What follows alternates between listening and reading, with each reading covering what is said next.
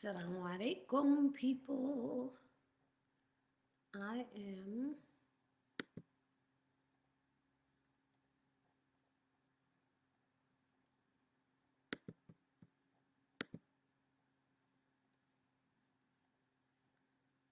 oh, look at that. I can cross. Let's try this today.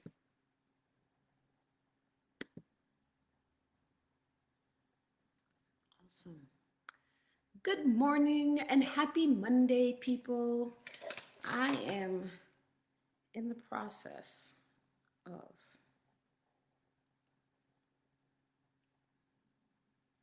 there we go.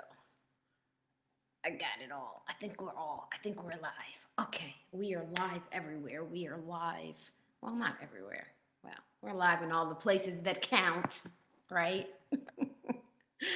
I'm trying to get my Instagram in here too because I always be leaving out my Insta people. I can't leave out, oh, there we go. Perfect. I can't leave out my Insta people, right? Instagram, salam alaikum, Insta people, my tribe. Salam alaikum, Facebook. And I'm actually also going live on Clubhouse. We're going to try to get all of the tribe together so that we can talk about this. So this week, I am dedicating the entire week to intermittent fasting. So make sure that you are tuned in, that you have subscribed to the updates, click the little bell thing so that you get notifications and reminder of all of the lives. I will be live every day. Well, not every day. Okay, let me back up. Monday, Tuesday, Wednesday, and Thursdays, officially 11:30 a.m., you can find me live. This week, all week long, we are focusing on intermittent fasting, right? What is it? So today, we're going to break down sort of what is intermittent fasting, why you might want to do it. Tomorrow, we're going to talk a little bit about what's the difference between Islamic fasting and intermittent fasting. We're also going to talk about how do you fast according to whatever your specific goal is, right? All of these things are different topics around intermittent fasting and lots of questions that people have.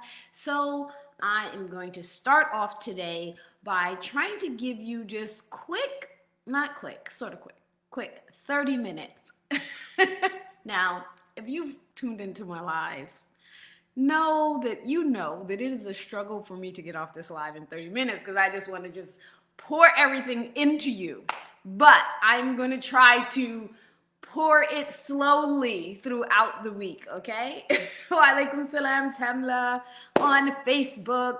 All right, so intermittent fasting. What is intermittent fasting? If you have heard this term a lot lately and you've seen people like saying, well, I'm doing IF, I'm doing a 16-4, I'm doing a 24, OMD, right, is also something that you'll see, 1 meal a day. No, OMAD, I'm sorry. 1 meal a day, people have also engaged in that. So we're going to talk a little bit about all of that this week. If you're just tuning in and you're unsure who I am, my name is Mubaraka Ibrahim. I am a health and happiness coach. And because you're tuning in, you are officially a part of my tribe. So you show up for us, we show up for you. That is being a part of the tribe. And we are learning how to live happier, healthier lives, right? One step at a time. One of the things in which I practice personally and I encourage all of my clients to practice is intermittent fasting. The main reason why we practice intermittent fasting for health is so that we can decrease inflammation, we can balance our hormones, and we can reduce excess fat, right? Be it on your belly or your thighs or your arms or wherever you feel like you need to get rid of excess fat. And so that we can improve our health. How does intermittent fasting, this one little thing, do all of these things? So first of all, intermittent fasting, let's define what it is. So I come from a very science perspective, right? I believe that we are at a stage inside of our information and our science world where we can actually define these things that may have been traditional. And we know fasting is something that has been done since time immemorial, right?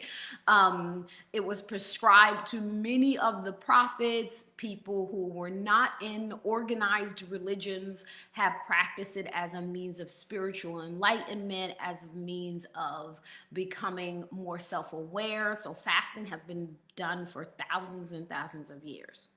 But the interesting thing about science and where we are in science is that we are actually at a stage where we can say, hey, this actually does this to the body, and we can prove it through science. So you may periodically hear me refer to things as the science of the sunnah.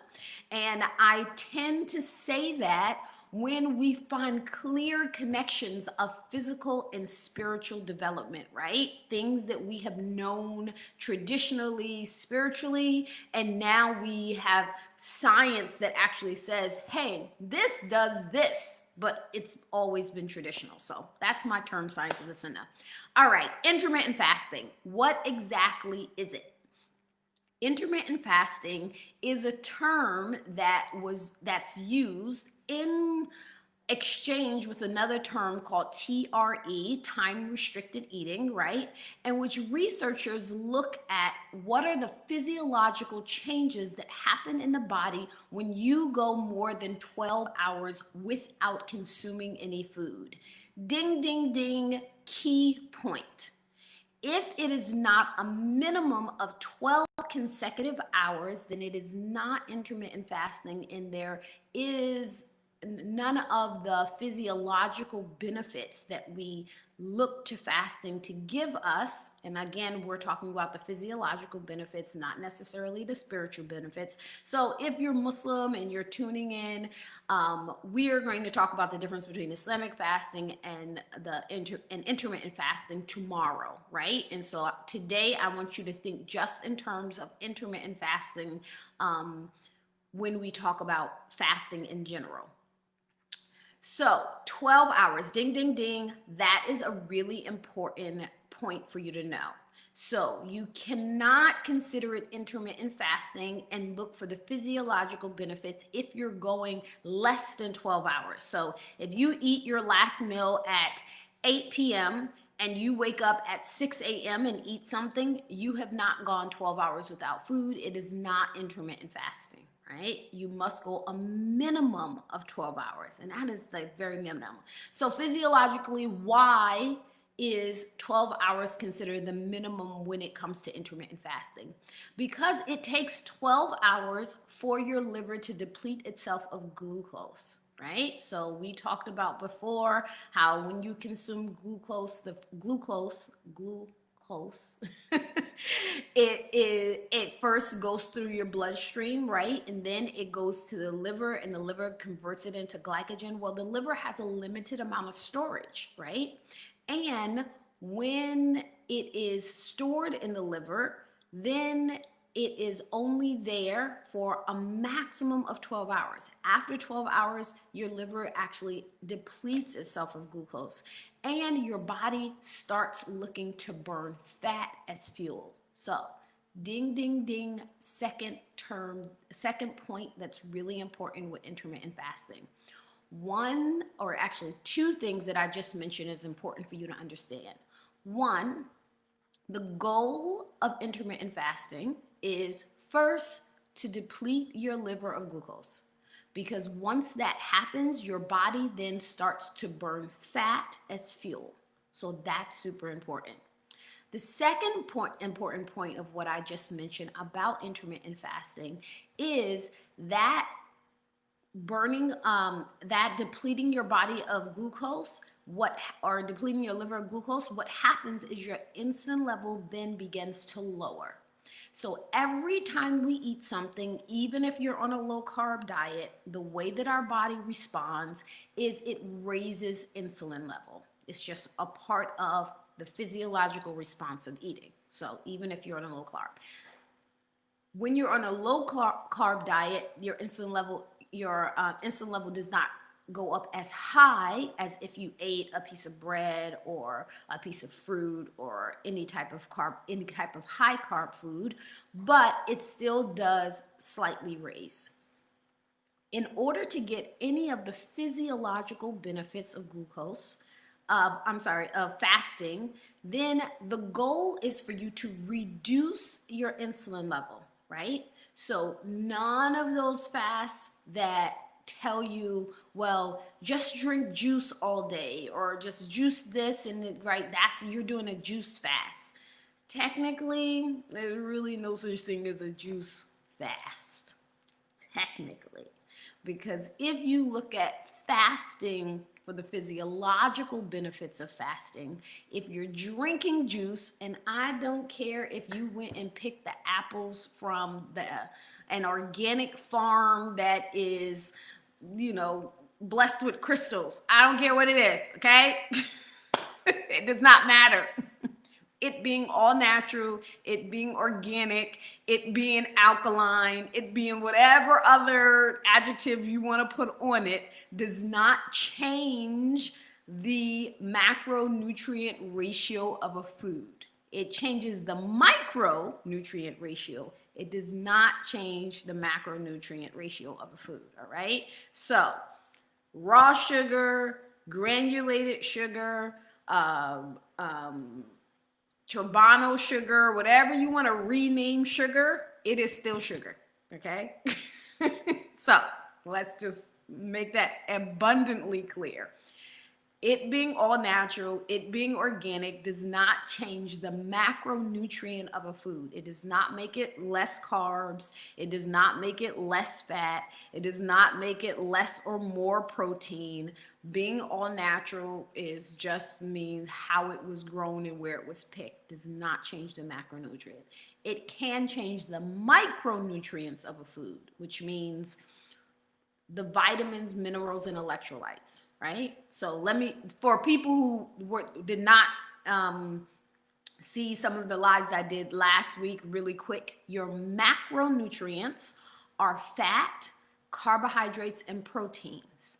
Your micronutrients are vitamins, minerals, and electrolytes, all right? So there's a huge difference. One has nothing to do with the other, right? So if something is grown in very rich soil and it is absorbing a fruit or a vegetable and it's absorbing all of the nutrients from the soil versus something that is grown in a depleted soil, it changes the micronutrients, right? How many vitamins and minerals may be in that food. It does not change the macronutrients, how many carbs, proteins, and fats are in that food, right? So really important point to understand. So back to intermittent fasting. When you're doing intermittent fasting, your second goal was what we were talking about is to lower your insulin level. Why? Because you cannot achieve the physiological benefits of the fast with a high insulin level, right? Insulin raises when you eat, and particularly when you eat things that are higher in carbs. So juicing, right? You're actually concentrating the sugar in the carrots, in the apples, in the bananas, and whatever you're juicing. You're concentrating the sugar, right? So every time you drink the juice, your insulin level is going up and all of the physiological benefits of the fast is going down. So what are those physiological benefits? Number one, when insulin level goes down, we're not talking about dropping out the bottom. Don't think they're extreme. We're talking about down to a healthy level. You also lower, so I refer to insulin as the domino hormone. When insulin level changes, over a dozen other hormones begin to change based on insulin. So when insulin level lowers, your inflammatory markers lower, right? So people who have joint pain, right? If I find like, oh my gosh, I just feel achy for whatever reason, I live in Connecticut, so sometimes it gets cold and I don't like the cold. And my joints will be like, I don't like the cold. I'm still trying to figure out where I'm going to move other than Connecticut in the wintertime. I need like a winter home. Anyway, that's a side note. I'm always going off on a tangent. So just take that as a side note. So inflammatory markers go down, right? So this is also one of the ways that you can use this in terms of your own personal well-being is that if you have arthritis, if you have achy joints, if you have anything that is aggravated by inflammation and caused by inflammation, specifically things like arthritis, right? If you want to decrease pain, you want to decrease the inflammation without adding medication, right? Then the first thing you should do is actually try to lower your insulin level through either intermittent fasting or lowering carbohydrate intake in general. So those are two ways in which you can, within 24 hours, feel a difference in your joints, okay? So inflammatory markers lower. So that's super important for those type of illnesses. Inflammatory markers are also some of the things that they look for when you have dementia or Alzheimer's. Those kind of things also are caused by inflammatory markers. What is it called? Crohn's disease, right? Digestive issues like Crohn's disease, right? When you have those types of issues, intermittent fasting can be really beneficial because it lowers inflammatory markers, all right? If you have an injury to a joint or to a bone, a couple of months ago, I actually injured my shoulder during a workout, and I did a couple times, I did a 3-day fast, right? And it felt significantly better. Didn't cure it. Again, it's not a cure-all, but it helped it feel significantly better because the inflammatory markers actually was reduced. So that is one reason for intermittent fasting. Some of the ways in which intermittent fasting has been shown in research to be extremely beneficial is lowering blood pressure, lowering cholesterol, insulin level, and not just lowering it temporarily. So what research has shown is that when you have pre-diabetes and even diabetes, a consistent intermittent fasting lifestyle not just lowers your insulin level while you're doing the fast, but it also makes you less insulin resistant. So what does that mean? What that means is, I'm trying to think of a good metaphor for it. So nothing comes to mind right now because y'all know I love metaphors. But in general, I want you, and don't take these numbers verbatim. It's just an arbitrary number that I'm going to use. So insulin resistance means when you are eating something, right? When you eat something that has lots of carbs in it, somebody who has pre-diabetes, diabetes, PCOS, any metabolic syndrome that affects insulin. Let's say you eat, I don't know, a cup of rice. And again, this is just an example. You eat a cup of rice and your insulin level shoots up to 80, right? Because you have insulin resistance. That means that your insulin is not opening the cells, allowing your body to dissipate all of the carbohydrates that you're eating. Where someone who does not have insulin resistance, they can eat a cup of rice and their insulin level only goes up to 30, right? So that would be kind of like the difference, right? It goes up to 80 versus go up to 30. When you decrease insulin resistance, then instead of you eating rice and your insulin go up to 80, as time goes on and your insulin resistance improves, it may only go up to 75 and then only go up to 70 and then only go up to 50 until eventually it comes and you have a normal metabolic response to eating that food. Right? So this is one of the reasons why I take an approach of balancing hormones when it comes to weight loss in particular, because a lot of times people are under the assumption that it's all about calories in versus calories out, right? oh, if I count enough calories, the exact amount of calories, then I'm going to lose weight. That has been debunked over and over again. It is not about counting calories. It's about the quality of the food that you're eating and how it's affecting your body physiologically, right?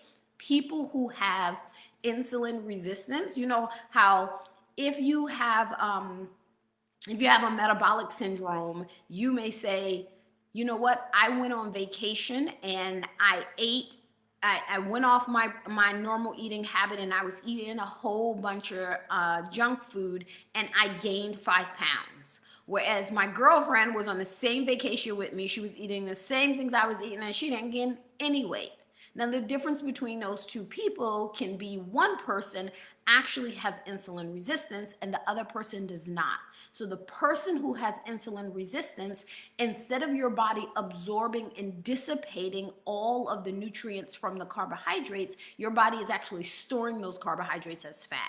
But the person who does not have insulin resistance, their body is better able to deal with the carbohydrates that they're eating. So that is a huge difference to understand how your body physiologically responds to carbohydrates, right?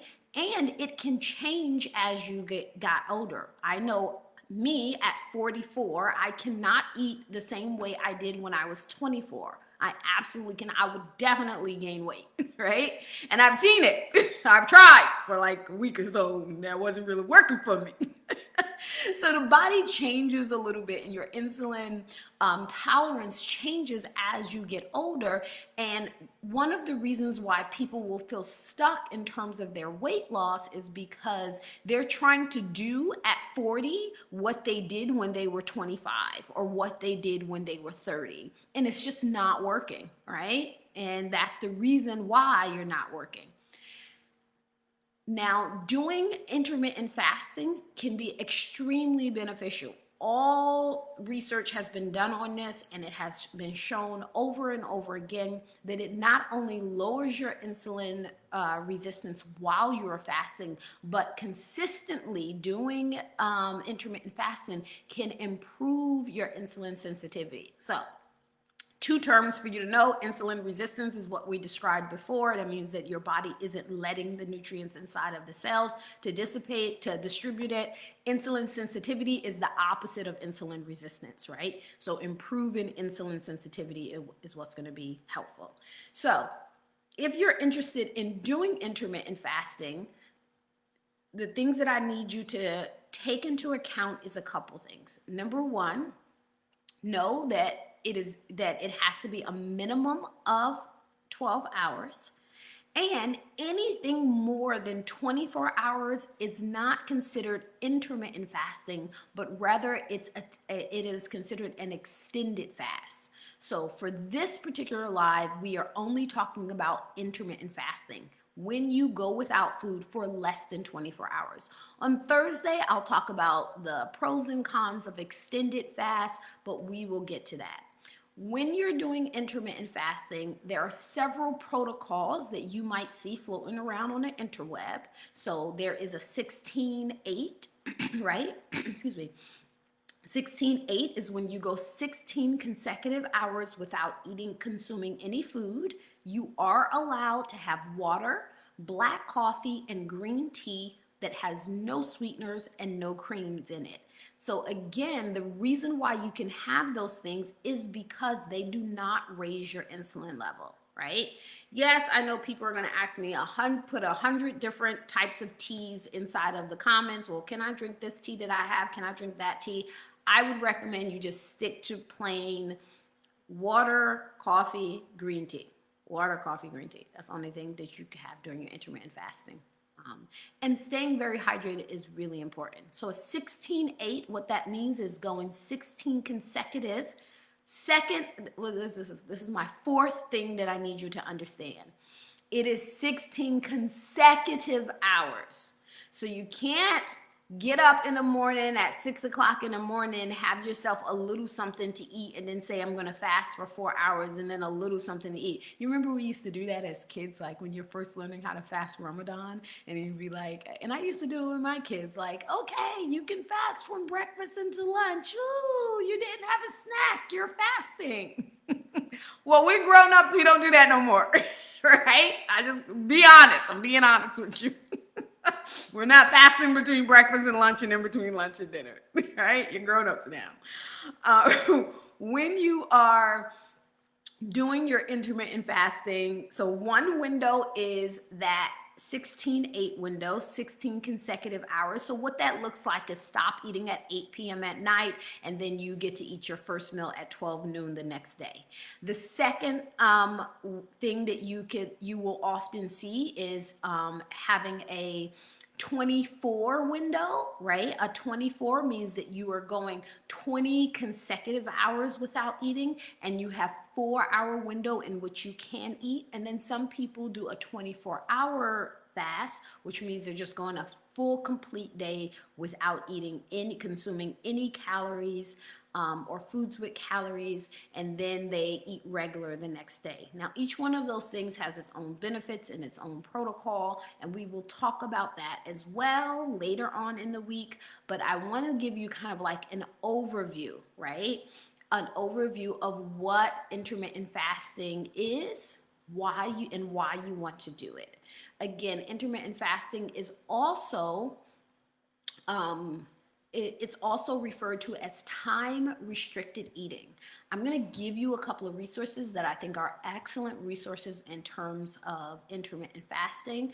There is a book that is called The Circadian Code. I love this book. I've been telling everybody about it. It is so informative. It was actually written by a Nobel Peace Prize winner who him and his team discovered that not only do we have, so if you ever heard of circadian rhythm, it generally refers to how your body's wake-sleep cycle. Well, him and his team discovered that not only do we have a wake-sleep cycle, but they also discovered that every cell in our body has a circadian rhythm.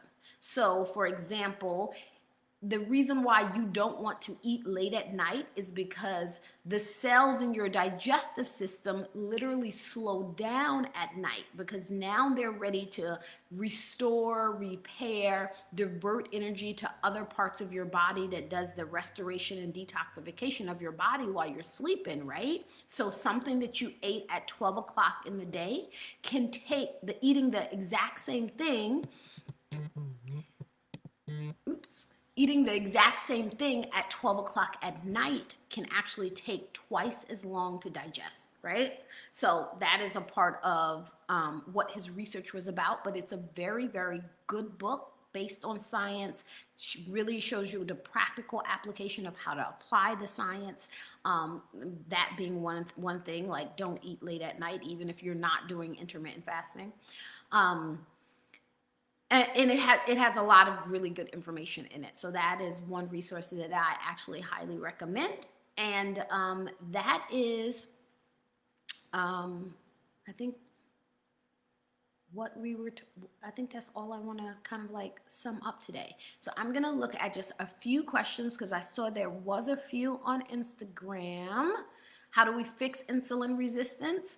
Again, being very conscious of how food and movement is affecting your insulin level. Keeping your insulin level mitigated through food, through the proper movement, and that will eventually, so it's not an overnight process, right? It is something that you're trying to reverse that happened over a long period of time. And so you want to make sure that you're being consistent in whatever you're doing and you actually have a plan and a program, right? Do we need to check our blood sugar? If you are on medication for your blood sugar, then yes, you absolutely need to check your blood sugar. So one of the things that I always recommend for people is, first of all, complete disclaimer, I am not a medical doctor, and if you have any diagnosed illness that you are on a medication for, I recommend that you discuss any changes that you're making to your diet or to your health, you discuss them with your doctor, do your own research, come to your doctor well informed, and then discuss it with them. On the other side of that, or next to that, I'm going to say that fasting is very powerful way of reversing insulin resistance. It is a very powerful way in which you can reverse diabetes, pre-diabetes, you can get control of your PCOS, and it is like a treatment. So you never want to change your eating and start fasting and then just take your medication as normal, because the point of taking insulin medication is for it to affect your insulin level. But if your food or lack thereof, or food choices that you're making is replacing the medication, then you may not need the medication, or you may need less of it, right? So it's really important that if you are diabetic or pre-diabetic, before you take your metformin, before you take your insulin shots, always check your blood sugar beforehand if you are doing intermittent fasting or if you are eating a low carb diet. It's really, really important. Thank you for reminding me to say that.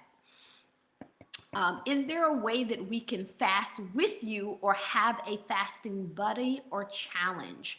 So the only challenge that I currently do is the one that is a part of my program as far as fasting with me here on the page.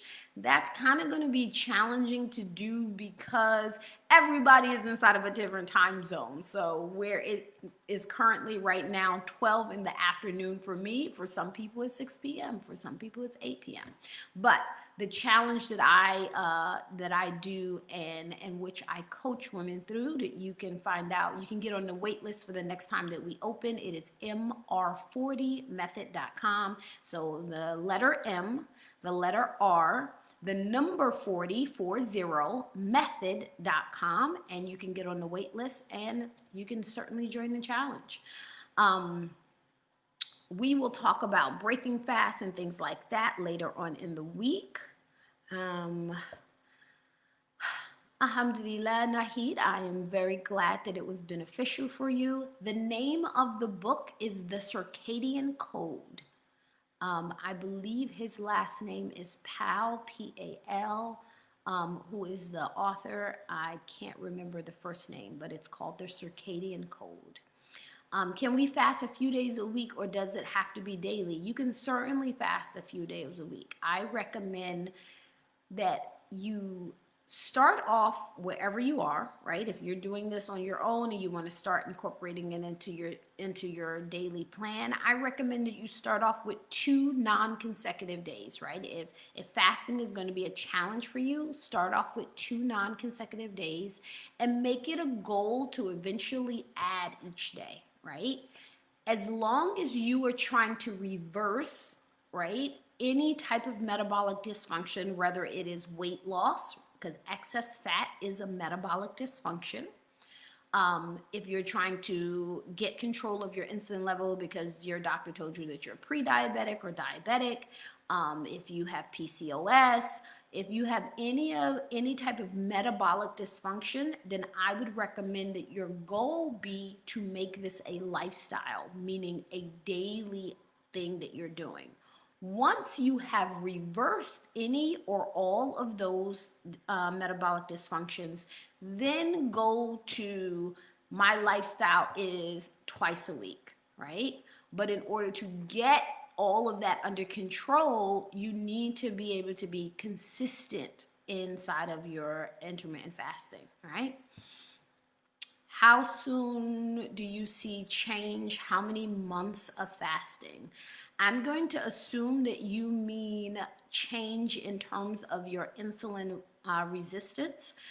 The research studies that I read that did it was a minimum of 12 weeks. So you want to be consistent for 3 months. If you are doing this specifically to improve your insulin resistance, what I would recommend is that you go to your doctor and you get a fasting glucose test, and you get your doctor to test your A1C, right? So those are 2 blood tests that your doctor can have done for you. Engage consistently in intermittent fasting for 3 months, and then go back and get it redone. By the end of that 3 months, you should, if you've done it consistently and you've done it properly, then you should see a change in your A1C. This is what they did in research studies, and this is the studies in which they used to confirm that it makes a difference in insulin resistance. All right. You want you want to make sure. So here's the interesting thing about intermittent fasting. When it comes to intermittent fasting, and I'm going to precursor this with something that's really important. I am not suggesting that you eat McDonald's. I am not suggesting that you eat junk food or make bad food choices. You will certainly have much better result if you're making healthy food choices. But with that said, I must tell you that lots of the research that they did, so inside of the book, yes, Asma, The Circadian Code, Lose Weight, Supercharge Your Energy, and Sleep Well Every Night by Sachin Panda, not Pal, Sachin Panda. Yes, that is the book. In this book, right, so intermittent fasting is about the time in which you are eating. It is not about what you are eating. So this is interesting, right? This is why we stack health habits and we don't just do one thing. Even if you don't make the best food choices, research shows that it can still improve your insulin resistance and it can improve your health. One of the research studies that Sachin Panda mentions inside of the Circadian Code is that they did a research study with mice. And in that research study, they simulated a fast food diet, the average American, the SAD diet, standard American diet. So a fast food diet inside of the lab is simulated with being both high fat and high carb, right? That is what simulates a fast food diet. They took one group of mice and they gave them access to food anytime they wanted. So the mice grazed all day, all night. They took the exact same amount of calories, the exact same macronutrient ratio, and they took a second group of mice and they only gave them access to the food for 12 hours a day. So 12 hours a day, they were fasting, no access to food. 12 hours a day, they can eat what they want as much as they want. At the end of the research study, the mice who grazed all day long had the equivalent of heart disease, diabetes. They began to develop all of the diseases that we associate with bad health, that are the indicators of bad health. The mice where they only gave them access to food for 12 hours a day, they actually did not develop any disease at all. And so what researchers take from this study is that it is really about how often we are eating just as much as it is about what we are eating. Obviously, you will get much more health benefits if when you do eat, that you're actually eating healthful, making healthful choices. But even if you are in a space in your life where you're like, I feel like I have so much stuff going on, I really can't subscribe to a diet plan right now. Even if you are there, at minimum, start with intermittent fasting. Even if you're not making the most healthful food choices, at minimum, start with the intermittent fasting because that alone can improve your health. All right? So that is my spiel for today. Tomorrow, we are actually going to talk about a little bit about comparing Islamic fasting to intermittent fasting, how you can integrate both of them, when you should and when you should not do that. So 11:30 a.m. tomorrow morning, join me here on Facebook, on Instagram, on Clubhouse, wherever you have access to. Invite a friend, share this video so that we can actually improve the health of everyone, not just ourselves, right? So we want to make sure that we normalize living a healthy lifestyle. And we do that by sharing knowledge, sharing information, and being the change. All right? I'll talk to you then. Assalamu alaikum.